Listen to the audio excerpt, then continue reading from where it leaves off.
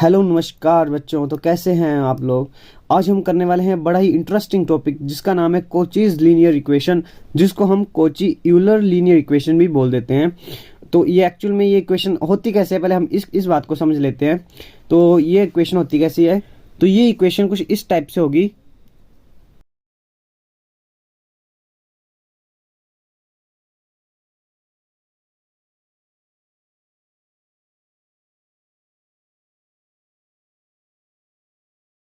तो जो Kochi Euler linear equation होती है वो कुछ इस टाइप से होती है। मतलब आपने बस यहाँ पर एक ही चीज़ समझनी है कि हमने इससे पहले भी लीनियर इक्वेशन के बारे में किया था। आपको पता है हमने उसमें 5 रूल डिस्कस किए थे लीनियर इक्वेशन के। हमने जो पिछले चैप्टर में भी हमने बात की थी लीनियर इक्वेशन के बारे में। तो उस लीनियर इक्वेशन और इस लीनियर इक्वेशन में क्या डिफरेंस है, तो मैं बता दूं आपको कि यहाँ पर देखिए, यहाँ पर जो होता है ये यहाँ पर जो P0 है, P1 है, P2 से लेकर Pn तक है, ये सब कुछ जो है यहाँ पर कांस्टेंट है। पर इस इक्वेशन में क्या फ़र्क है उस इक्वेशन से कि यहाँ पर जो हमारे पास डेरिवेटिव है ना D y over d x, इसके साथ जो है यहाँ पर मल्टीपल हो रहा है एक्स। ठीक है, यहाँ पर एक्स वेरिएबल जो है यहाँ पर इसके साथ मल्टीपल हो रहा है। तो आपको याद होगा कि हमने जो पिछली इक्वेशनें की थी ना, हमने लीनियर इक्वेशन, उनमें कहीं भी डेरिवेटिव के साथ एक्स मल्टीप्लाई नहीं हो रहा था। तो यहाँ पर जो है वो एक्स मल्टीप्लाई हो रहा है यहाँ पर लेफ्ट हैंड साइड में।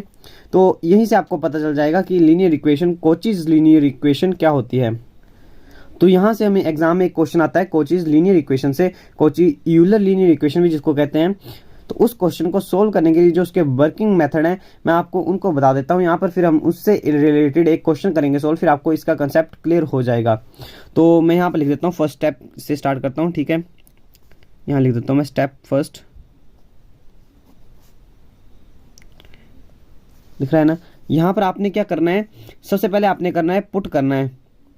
क्या करोगे आप, आपके पास जहां भी यहाँ पर जैसे ये x है ना इस इक्वेशन में, जहां पर भी आपके पास x होगा आपने उसको पुट करना है e रेज़ पावर z। ठीक है, मैं बताता हूँ आपने ये क्यों करना है। तो यहाँ पर हो जाएगा पुट करना है आपने x is equal to e raise power z। फिर यहाँ से क्या हो जाएगा, आपके पास यहाँ पर z की वैल्यू क्या आ जाएगी। देखो यहाँ पर एक्सपोनेंशियल फंक्शन है, अगर हम log से दोनों तरफ लेते हैं तो log से एक्सपोनेंशियल फंक्शन जो दोनों होते हैं ये एक दूसरे के एंटी होते हैं, तो यहाँ से ये कैंसिल आउट हो जाएंगे। तो हमारे पास z की वैल्यू आ जाएगी, z की वैल्यू क्या आएगी log x।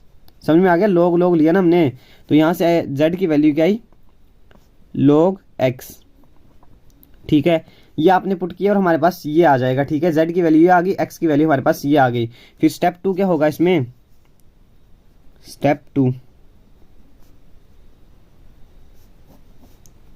Step second. ठीक है, तो इसमें स्टेप सेकंड क्या हो जाएगा, आपके पास एक यहाँ पर जो हम जो सिंबॉलिक फॉर्म बनाते थे ना, तो यहाँ पर देखो अगर हम इसकी सिंबॉलिक फॉर्म बनाते हैं अगर इस इक्वेशन की, इसको हमको पता है कि डेरिवेटिव है, तो यहाँ पर आ जाएगा डी रेज़ पावर एन, इसकी जगह आ जाएगा D raise power n, but इसके साथ x raise power n multiply भी हो रहा है। तो सिंबॉलिक फॉर्म में कुछ इस टाइप की फॉर्म बनेगी। ठीक है, x raise power n D raise power n. तो ठीक है, तो यहाँ पर हम क्या करेंगे, सेकंड स्टेप में हमारे पास आएगा एक थीटा।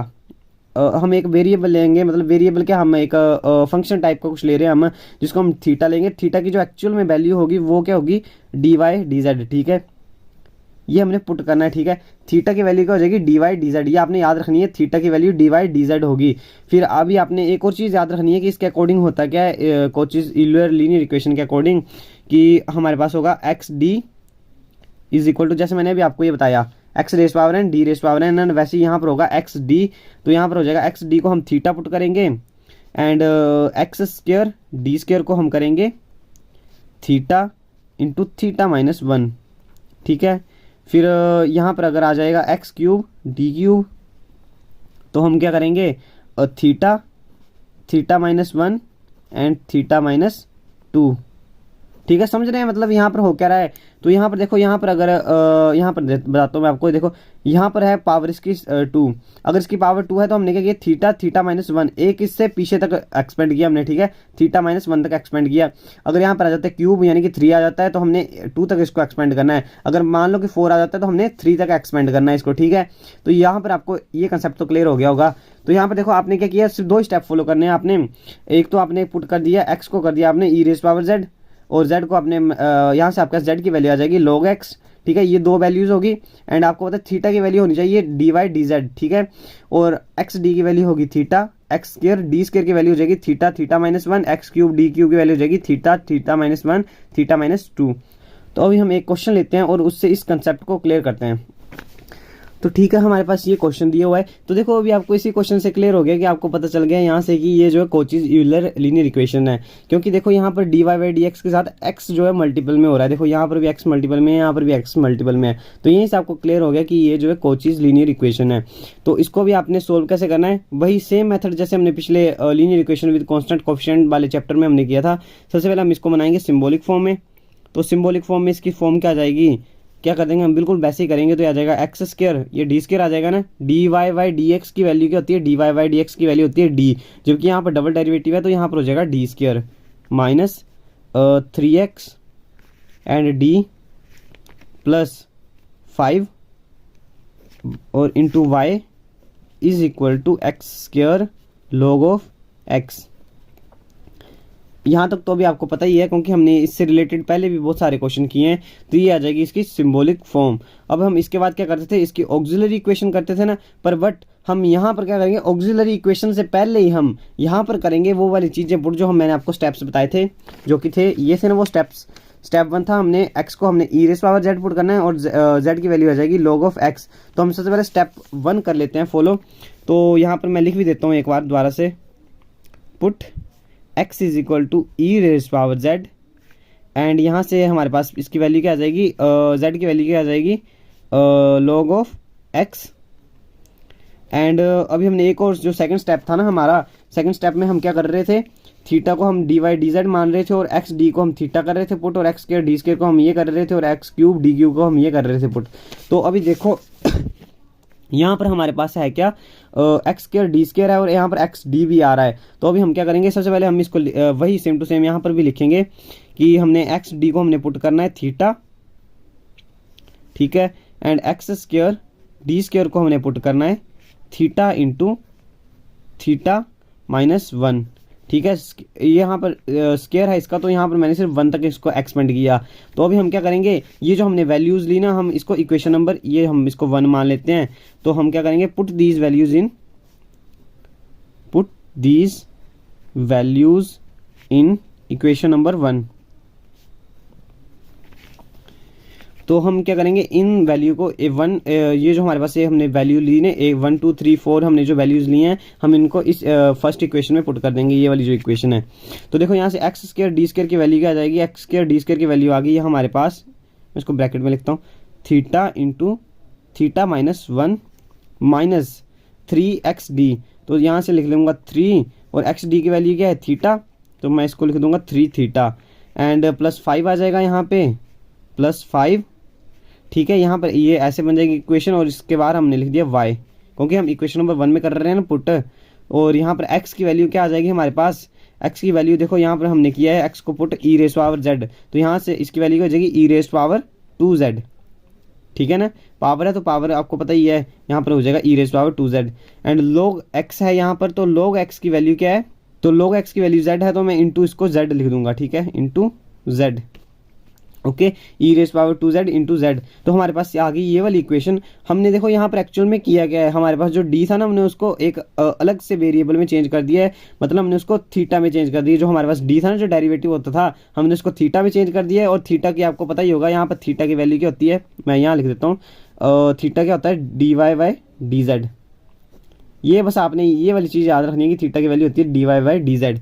तो हमने इसको अलग से एक इसमें चेंज कर दिया है, मतलब डी को हमने थीटा में चेंज कर दिया है।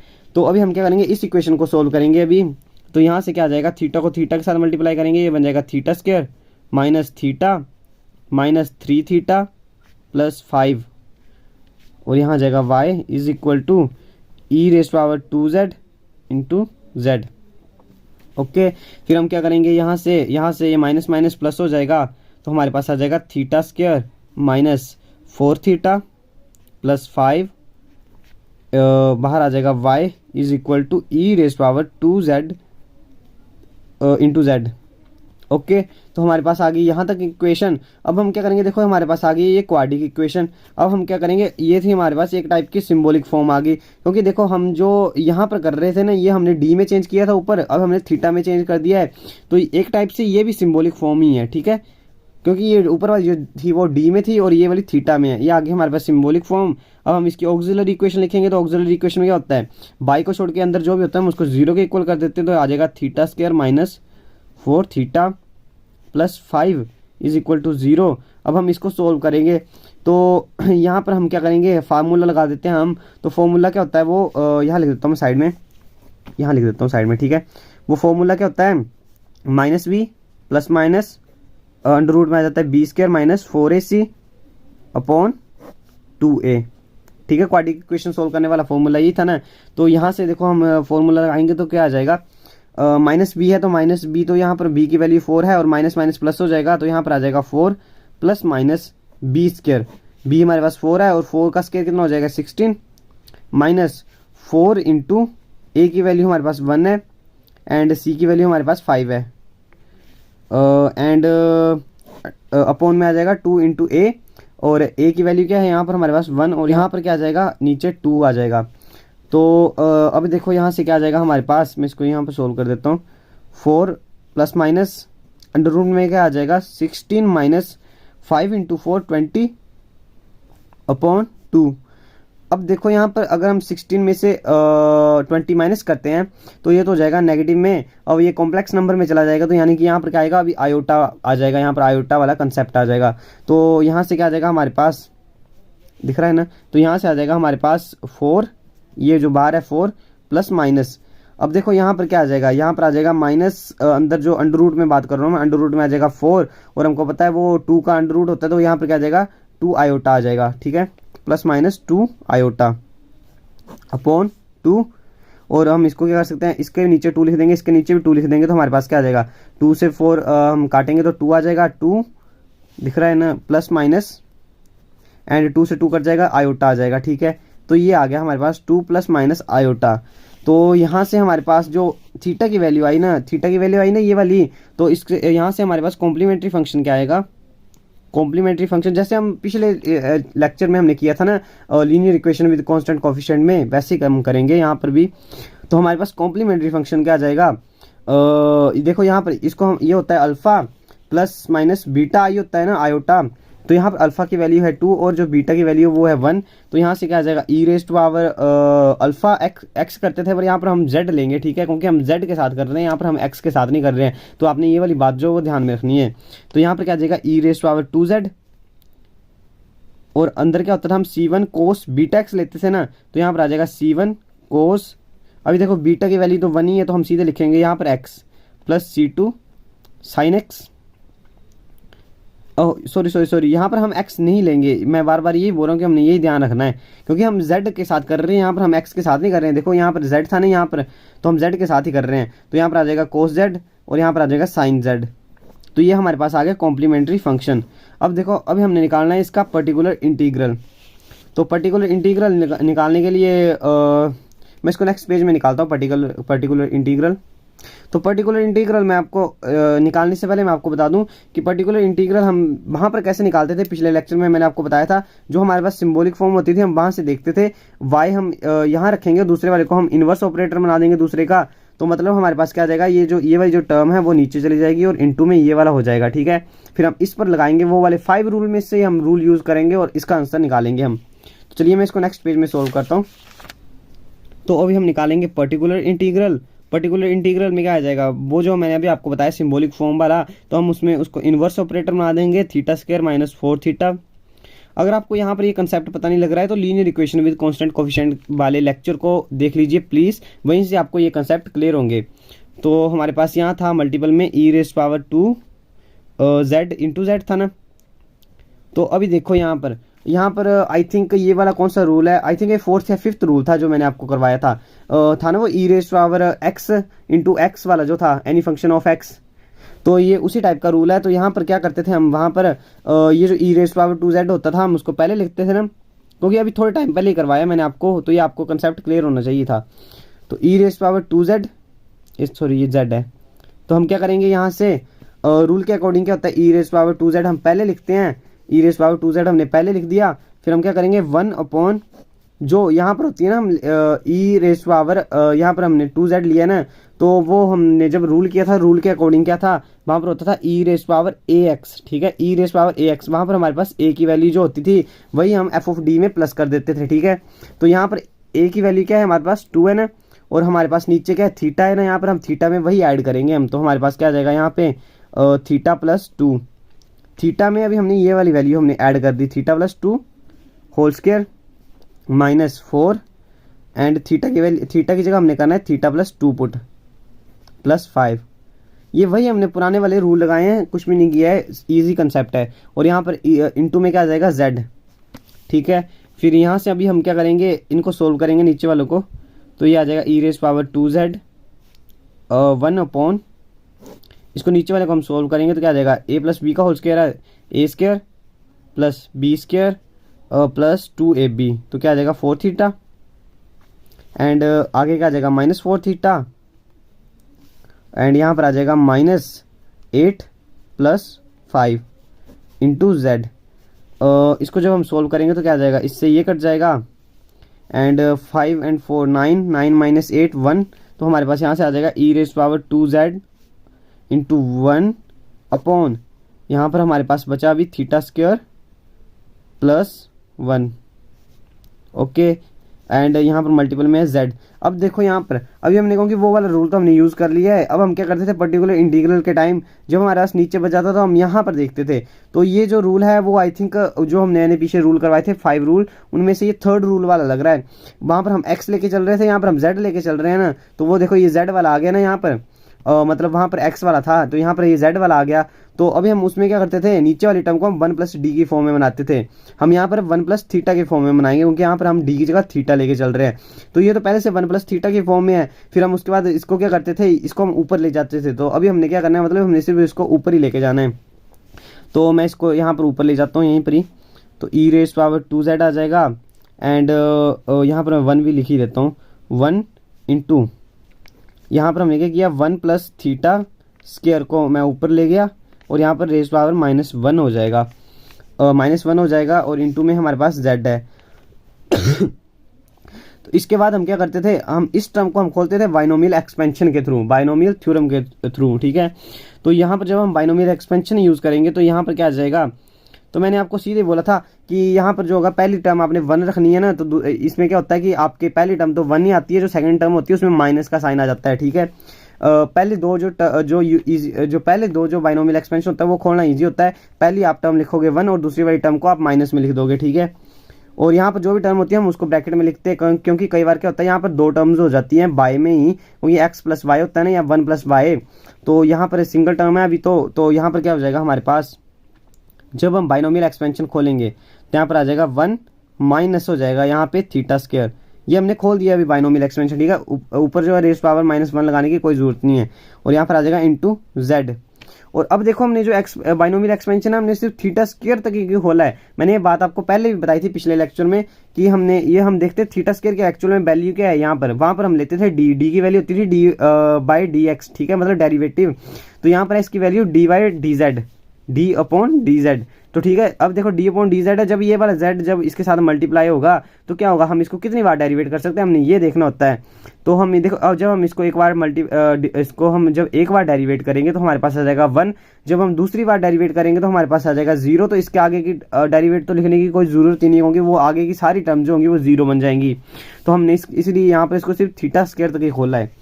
तो यहाँ से हमारे पास क्या आ जाएगा, e⁻² है ना, पहले मैं इसको मल्टीप्लाई कर देता हूँ अंदर z वाले को, तो यहाँ पर आ जाएगा z माइनस थीटा स्क्वायर, वही बात मैंने अभी जो आपको बताई, थीटा स्क्वायर है। तो इसको जब हम एक बार, इसको मतलब है कि हमने देखो यहाँ पर साइड में लिख देता हूँ मैं, देखो थीटा की वैल्यू क्या है, dy/dz, ठीक है। तो देखो अभी थीटा के साथ मल्टीप्लाई क्या हो रहा है, यहाँ पर z हो रहा है, तो नहीं मतलब पहले देख लो यहाँ पर थीटा स्क्वायर की वैल्यू क्या हो जाएगी, डबल डेरिवेटिव ऑफ, ठीक है, ऐसे हो जाएगी नहीं ये। अब हमने मल्टीप्लाई कर दिया इसको z, तो यहाँ पर क्या आ जाएगा z, यानी कि हमने डबल डेरिवेटिव ऑफ z निकालना है विद रिस्पेक्ट टू z। तो जब हम एक बार करेंगे तो हमारे पास क्या आ जाएगा 1, z को जब हम z के साथ एक बार करेंगे तो हमारे पास आ जाएगा 1, यहाँ पर लिख देता हूँ, z को जब हमने एक बार z के साथ किया तो हमारे पास आ जाएगा 1, और जब हमने इसको डबल डेरिवेट किया, मतलब 1 को हमने एक बार फिर से डेरिवेट करना तो हमारे पास आ जाएगा 0। तो ये वाली जो टर्म होगी हमारे पास वो बन जाएगी 0, ठीक है। मैंने इसको सीधे ऐसे लिख दिया। तो हमारे पास यहाँ से क्या आ जाएगा, यहाँ से आ जाएगा z इंटू e⁻²z, हमारे पास पर्टिकुलर इंटीग्रल यही आ गया, ठीक है। तो अब हम क्या करेंगे, ये आ गया हमारे पास पर्टिकुलर इंटीग्रल ना, तो अभी आपको पता है कि कंप्लीट सोल्यूशन क्या होता है, कंप्लीट सोल्यूशन होता है complementary function plus particular integral. तो यहाँ से अभी हमने क्या किया, कॉम्प्लीमेंट्री फंक्शन की जो हमारे पास वैल्यू थी हम वो पुट करेंगे e⁻²z into C1 cos z plus C2 sine z plus यहाँ पर जो हमारे पास पर्टिकुलर इंटीग्रल आया z इंटू e⁻²z। बट अभी तक हमारा पूरा जो सोल्यूशन है वो हमने पूरी तरह से नहीं लिखा है, क्योंकि हमने देखो यहाँ पर z की वैल्यू हमने कुछ पुट की हुई थी जो स्टार्टिंग में मैंने आपको बताया था। तो बस भाई हम वैल्यूज़ यहाँ पर पुट कर देंगे। तो देखो कि हमने जो वैल्यूज़ थी हमने वो वैल्यूज़ क्या पुट की थी, ये देखिए हमने किया था x को हमने पुट किया था e⁻z और z की जगह क्या आ जाएगा log ऑफ x। तो हम देखो यहाँ पर e⁻²z है ना, तो e⁻² का मतलब क्या हुआ, e⁻² का मतलब हुआ x²। तो यहाँ पर क्या आ जाएगा x²। हम इसको दोबारा से चेंज कर रहे हैं, जैसे हमने पहले x को हमने z में चेंज किया था, अब हम z को x में चेंज कर रहे हैं, ठीक है। तो यहाँ पर हो जाएगा x²। C1 cos z है ना, तो यहाँ पर आ जाएगा C1 cos, और हमारे पास z की वैल्यू क्या थी, मैंने इसलिए आपको स्टार्टिंग में बता दिया था, z की वैल्यू क्या है log x। तो यहाँ पर क्या आ जाएगा log x plus C2 sign, अब यहाँ पर ये z है तो z की वैल्यू फिर से log x, और यहाँ पर z की वैल्यू फिर से log x, और e⁻²z है तो फिर से ये x² आ जाएगा। मैं यहाँ पर मल्टीप्लाई कर देता हूँ इसको x² यहाँ पर, ठीक है। तो ये आया अभी हमारे पास कंप्लीट सोल्यूशन। तो देखो इजी था ना ये वाला मेथड भी। तो बिल्कुल ऐसा ही एक और कंसेप्ट भी है शायद हम जिसको कहते हैं I think Legendre's linear equation कहते हैं, वो भी लगभग सेम टू सेम ऐसी ही है। उसका भी थोड़ा सा छोटा सा कंसेप्ट है, मैं आपको उसको भी नेक्स्ट लेक्चर में कवर करवाऊंगा। फिर ये वाला हमारा जो चैप्टर है वो कंप्लीट हो जाएगा। फिर आगे के थोड़ा सा शायद एक चैप्टर है थोड़ा सा बड़ा, हम उसको भी जल्दी से कंप्लीट करवाएंगे। हमारी जो डिफरेंशियल इक्वेशन की बुक है मेरी तरफ से मैं पूरी कोशिश कर रहा हूँ कि हम इसको कंप्लीट करवा दें। So thanks for watching this video. I hope अभी आपको ये कंसेप्ट क्लियर हो गया होगा। नेक्स्ट लेक्चर तक तैयारी करते रहिए। Bye bye.